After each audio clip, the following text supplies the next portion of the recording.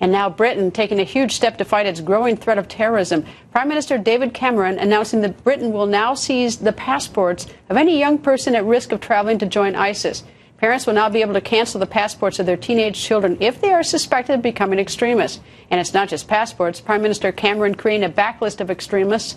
And that blacklist includes banning extremists from working with children. Hundreds of British citizens, including young people, are believed to have traveled to the Middle East to join this vicious terror group. And this is absolutely frightening. ISIS is spreading wider and wider. And tonight, a brand new sickening and barbaric video released by ISIS appearing to show a Christian being beheaded in the nation of Libya.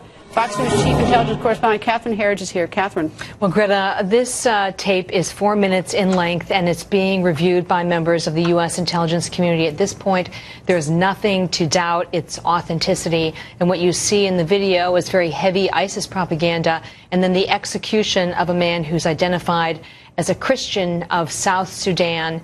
And the executioner says it's in retaliation for the mistreatment of Muslims in the South.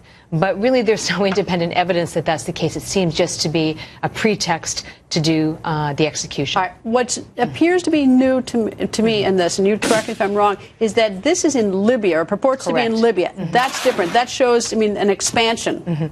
Libya has really become like a satellite office for ISIS in Iraq and Syria.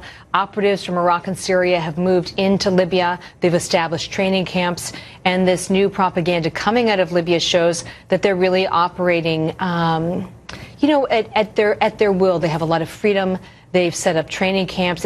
It's really a safe haven, and now a place where they can make this propaganda, because I would add that to do this kind of production, you need to have a stationary facility that doesn't have a lot of sand or sort of dirt in the environment, because the machines do not operate well in that kind of environment. The last couple beheadings is that they've left the most wicked act off the tape.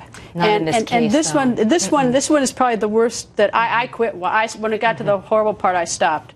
It's this sort of takes us back to the early videos of ISIS, unfortunately, where the entire act was shown in the film, whereas for a period they understood how much of a backlash they had created. But it shows once again that they want shock value, and that their followers really are consumers of this type of violence. That's why you see them always upping the ante in this kind of propaganda. And remember, that's right, and it's not propaganda. This is the murder of an individual. It's important not to forget that, as someone who is targeted for their religion. All right, and an expansion That's into correct. a new country. Anyway, Catherine, thank you. You're welcome.